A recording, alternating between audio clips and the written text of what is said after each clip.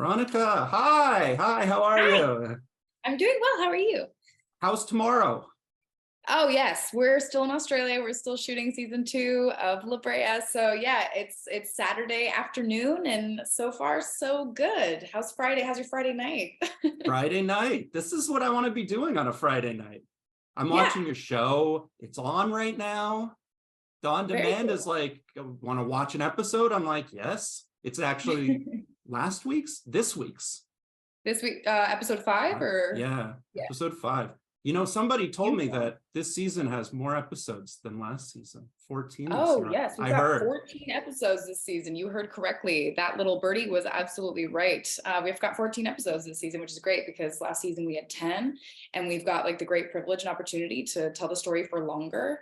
And which is why we're also still in Australia now shooting this thing. Last year, around this time, we were definitely wrapped. The episodes were airing, we were at home. So this is a very different experience, like still being here, but it's all very fun. And I'm so excited that the show's coming out. Everyone gets to see what we've been up to. Yeah, take me back the portal to last season when this show was Yeah. blowing up. I kept hearing about it all the time. Everyone was talking about it. It was like, I didn't see a show with this much buzz probably since like Manifest is the closest thing I could come Yeah. up with.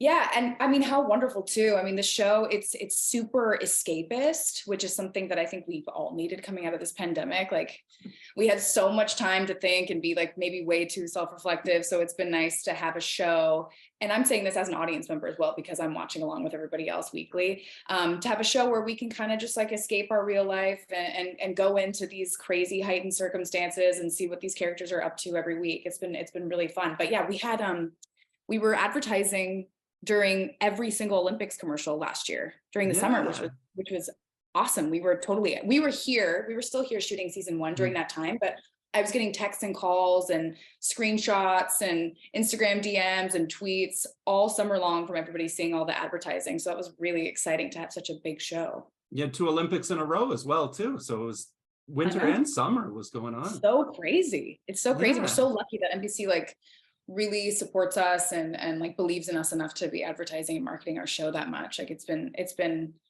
awesome. Like last year, obviously, like we're out here shooting the show during Mhm. Australia's winter, and it's like raining and we're in the mud and it feels very insular and we're all just kind of together making this show. And then we went home in like a proverbial portal where we're now in Los Angeles, and like our show has posters all over the buses, and we had this huge like 50-foot poster on Sunset Boulevard. And obviously, like shooting out in Australia, like there was no marketing out here for that, so it was really kind of epic to see When all did of that. when did you know? When did it start to, I wanted to say like snowball, sinkhole? When would the ball start rolling and people, I mean, hashtag tar heads, right? People were Yeah. really Oh, so jumping fun. on board. It's really awesome. Like I said, I'm watching it weekly with everybody else, and it's really awesome, like being on Twitter and also being on Reddit and seeing what everybody's saying and like live tweeting and discussing. And yeah, hashtag heart tar heads, very cute. Yeah, I think it was a really surreal moment, but I feel like it really hit us the day after we premiered the first episode, season 1. We found out the following morning that it was like something like 6 million people tuned in for our pilot episode. And then after that, we learned that I guess for that first week, like 16 million people tuned in. So I mean, that's a number. I mean, imagining 16 million people, I can't even imagine that many bodies in a space, you know? So it's just, I mean, that really was a surreal moment, but I mean, so crazy. Trending really well, linear Yeah. network, and then Peacock as well, too. People are jumping back into it. Yeah, which is Must, great. And then also like it's a rolling yeah. it's rolling because it's being released internationally all the time. So now it's Mhm. like, I just got a tweet the other day that's like, you're on the TV in France, or like, here's a picture of a billboard in Peru. I mean, it's crazy being so international. What's it like the first season when, do you know what you have?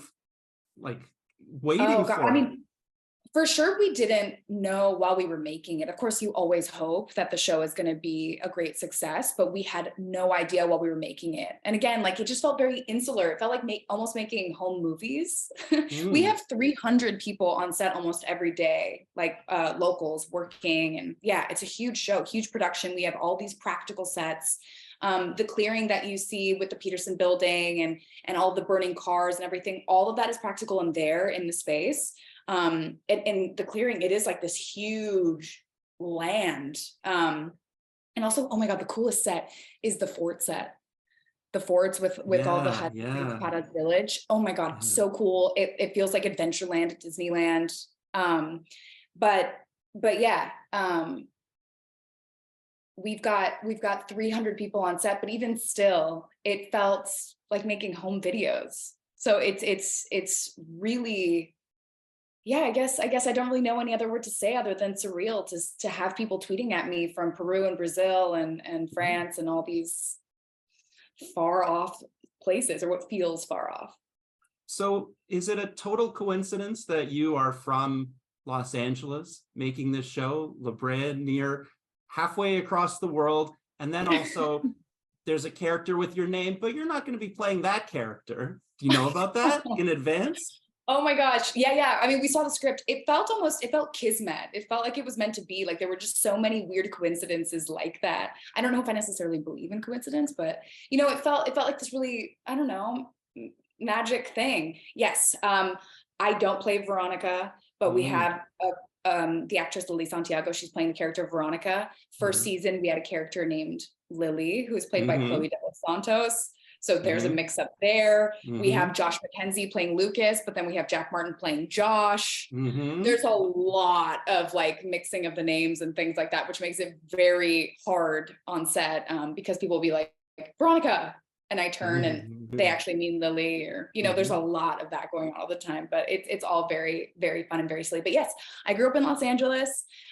So yeah, it's ironic. We're making a show about Los Angeles and about the La Brea Tar Pits, which basically every year in grade school, we would go and visit the La Brea Tar Pits, being from LA. And now we're shooting the show in Australia, which is very far, very far from Los Angeles. Had you been before? You're surrounded by Australians on your show, on your set, right? It's practically... Oh yeah, totally. Our entire crew is Australian, which is great. They're really wonderful people. But yeah, this is my first time being out here, but it feels now that I'm a local, I've been here for about 8 months this year. I was there here for 6 months last year. So I feel like an Aussie, like a true Aussie now. What is a true Aussie? What have you picked up? You pronounce Melbourne very, very well. Yeah, I think, we're here. We're shooting this show in Melbourne. I was saying to you earlier. Yeah. I was saying to you earlier that it would be very embarrassing to all the Aussies here if I were walking around saying Melbourne or Melbourne. They would be absolutely mortified. So yeah, I did adopt the Melbourne. But yeah. I mean, I think my Australian accent is quite bad. But I can say, or nor. Oh, like oh no. Like oh yeah, no. but they say or nor. Or nor. There I was you just go. thinking of a bogan. If Aussie. you call someone a bogan, I think I've learned that is something. Yeah. Yes, bogan. It's like you're from the country, like you don't know, like you're not up to snuff. Yeah. Yeah. So this show takes off. I mean, you had the Olympic promo, you know about it. And then you said your favorite reveal from the last season was that the younger version, the baby, the Isaiah. Isaiah is actually Gavin. Isaiah's Gavin. Yeah, I mean, huge reveal. Are you kidding? There were so many different. Your show has so many huge reveals. Every week is a huge reveal, but that one was. I thought that one was just like so surprising and so out of left field and so not anything that anybody was expecting. So it was really fun to watch also in real time. Also, we NBC took us off the trail, off the track, because obviously the actor that plays Isaiah, Diesel LaTorraca, looks nothing like Owen Mackin, who plays Gavin. He's like blonde and blue-eyed. So I mean, even as an audience member, it's like, what do you mean that kid is that adult person? But yeah, very fun at the end of episode 8, that twist. Love it. But it works. It makes It sense. worked. Oh, And totally. you think I mean, the clues were all there. yeah, if you go back, that's the fun thing about the show. That's like the thing about a lot of these like time warping, genre bending shows, is that all the clues are there, all the crumbs are there. You just have to go watch it back like 3 times before you're like, oh, that was really smart. Oh, that's where that is. Oh, and I definitely did rewatch season 1 before season 2 premiered as well, just so that I've had all my stuff straight. It's crazy. Like, we're shooting everything out of order and stuff like that. And there's so much going on all the time that it is hard to keep everything in order. So I find myself like scrambling all the time, or even on set asking my castmates, like, wait, so what's happening? So correct me if I'm wrong on this, but last year, your sort of cliffhanger was that you were in the portal to 1988 for the first time. That was the first time that you were going back to 1988. Does that require a lot of research in the off season about 1988? You weren't even born yet, I imagine. No, I wasn't. It really doesn't require loads of research, because Riley and Josh had never been to 1988 either. So there's kind of like this fun surprise, and we learn as we go. That being said, though, both my parents were just graduating high school, and they were college aged at that time. So it was very fun to definitely jump into the photo albums and look at everything. My mom just sent me a photo of herself in 1988. She was actually being sworn into the military, into the Navy, the United States Navy, in 1988. So, and actually a lot of my costume was inspired by my mother's wardrobe in 1988. So I got a bunch of pictures from my mom, sent it to costume, and basically what I'm wearing is almost an exact replica of something that she wore in the 80s. So it's all really like close to home. Well, I saw that you look to your family. It's like style icons. And they are. And my mother is a style icon. Let me tell you that. Yeah. Wow. You find the good of 1988, because some of those fashions were pretty hideous. But that's what's fun about it when you're making a TV show too, because it really does feel like a costume. I gotta say, there were like lots of questionable things in terms of 80s fashion, but again, it feels very costumey and very like a lot of things that we've not, fashion is very cyclical. Like we always come back to certain things, and it's funny, like we don't really come back to a lot of 80s trends, like all the drop belts and all the different layering and all this, like the polyester and the answering machines and the giant, and these very big answering machines. Very big answering machine and the landlines and all of that. Yeah, that's what was really fun about shooting the show. Are all these, well, first and foremost, we got to shoot interior scenes this season, which has been such a reprieve, because obviously we're shooting this thing during Australian winter, and it is very cold, much to my dismay. I mean, before coming to Australia, I was very naive about anything regarding Australia. I thought for sure it's like surfers and beach time and exotic animals, right? But it's very rainy. It's like it's very cold, like flood level rains all year long. So this this season we got to shoot a lot indoors, and then of course, like we're stepping into these like 80s worlds, right, with all the props and again, of course, the costumes. And then we would often our executive producer and director of I think 4 episodes this season, Adam Davidson, he directed 3 episodes last season. Great dude, love him so much. Shout out Adam Davidson. He would often play a lot of 80s music on set too, to kind of get us into the mood. So it's all been very fun getting to step into the 80s, and maybe even into 10,000 BC in Seattle too. Maybe it's another portal. I know. And the future portal can take you anywhere. Maybe the portal can take you anywhere. That's what's so fun about the show, especially as an audience member, is like you don't know what's going to happen next, because anything can happen. I mean, we can go anywhere. I mean, we found Civil War gold in the first season. Where will that lead to? Can that lead to anything fun? And as always, anything that you think will happen, it's going to go the opposite way every time. Expect the unexpected with La Brea. So where would you take the portal if you had it in real life? Oh gosh. Okay. I feel like I would be I would go the sentimental route. I think I would want to like visit my grandparents in their heyday, and also maybe even like my parents during high school, or even like back to 2001 and just kind of like relive all those moments, like, or even like 2019 pre-pandemic. Like I feel like I would want to go Yeah. relive some very special moments of very Our Town. Have you ever read the play Our Town or seen it or anything? Oh, the Thornton Wilder? Yeah, The yes, yes, yeah, yes, right. yes. I'm gonna have to brush up on that one. Just Yeah, well, to I get that mean, the figured. main character, she dies and then has the opportunity to like go back and like view her life maybe through a different lens, like now. Hmm. And yeah, I think I would, Yeah, right. I think I'd go that route. What's coming up? It's soon. We're taking a portal into the future. This is Yeah. hopefully you'll get to see this episode soon. Oh, absolutely. Definitely soon. I mean, Are I you like to watching in watch real it time? live. Are you watching with everybody else? Are you Oh watching gosh, as a I wish. cast? I wish. We're still shooting and our schedules are really chaotic. Like Right. they truly are. Like we're shooting out of order and everything is just crazy. Right now we're shooting episode 13 out of 14. We just got the script for 14 yesterday. Ooh, So yeah, I exciting. mean, it's really exciting to see where everything is going. But yeah, I personally like to watch live with the public audience. But yeah, because our schedule is so crazy, we don't get the chance to all get together at the same time. But we did get together to watch episodes 2 and 3 together, which is really, really fun.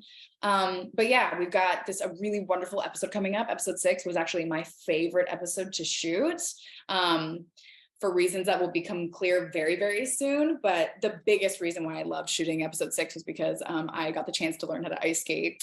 Ah, the ice skating. Yes. The ice skating. I knew it. I'm I so knew that excited was to the finally secret. talk about the ice skating. In Oh my gosh, so 1988. fun. In 1988. And like what a very 80s montage. I feel like we've got to really lean into the 80s in episode 6, which is really, really fun. Walkie-talkies are involved. I mean, it was really like such a fun experience getting to shoot that. And yeah, I like to tell the story because I find it like very funny and also slightly embarrassing. But so we found out about 3 weeks before we were meant to shoot that we were going to be ice skating. So they fitted us in these great hockey skates, like very expensive, very fancy, like molded them to our feet hockey skates.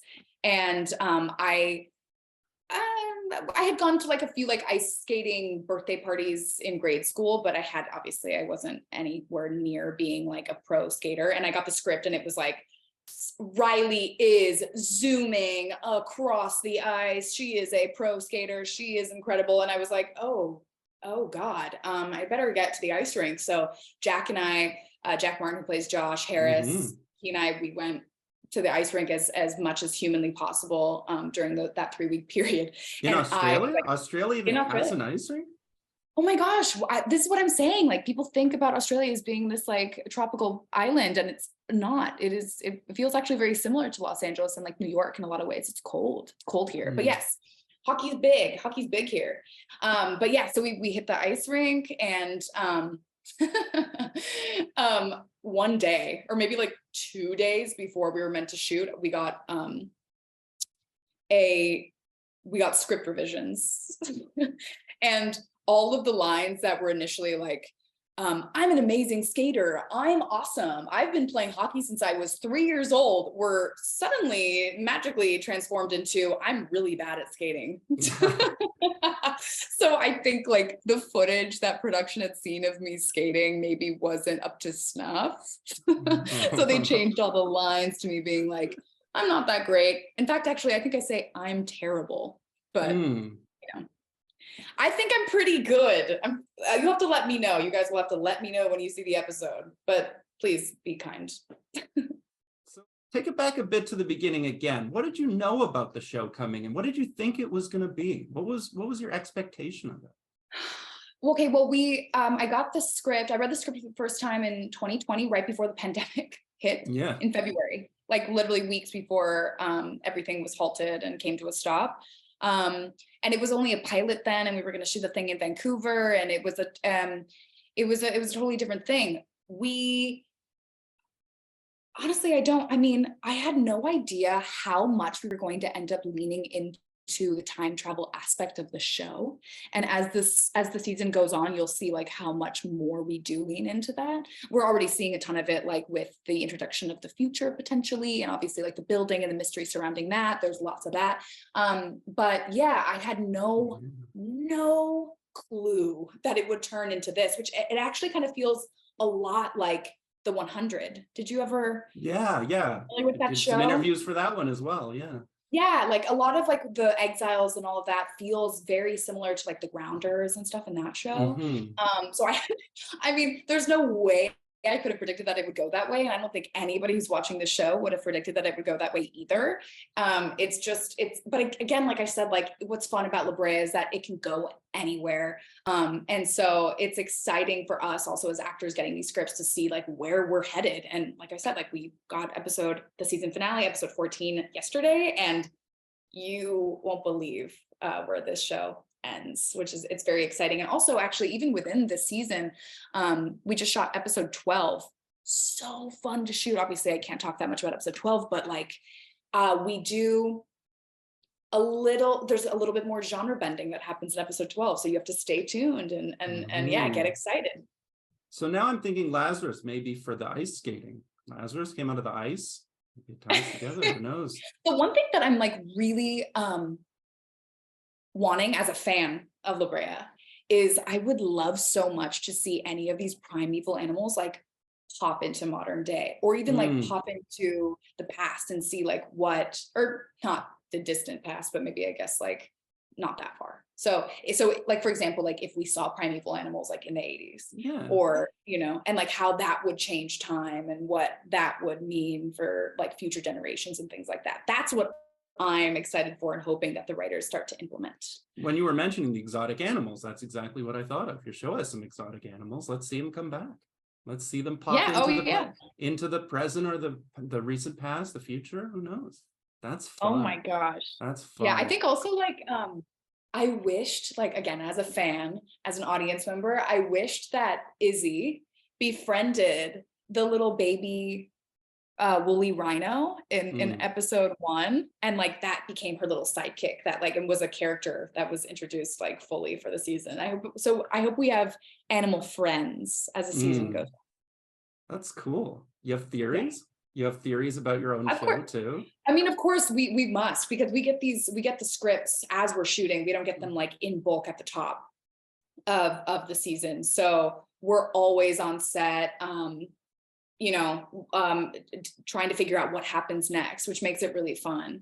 We're fans of the show as much as anyone else is. The building, the tower, that's still a mystery, right? People still want to know. It is, absolutely. But we're going to start answering some questions regarding that mystery soon, which is great. And again, like what a wonderful thing about La Brea. Like we try to answer as many questions as we create new mysteries.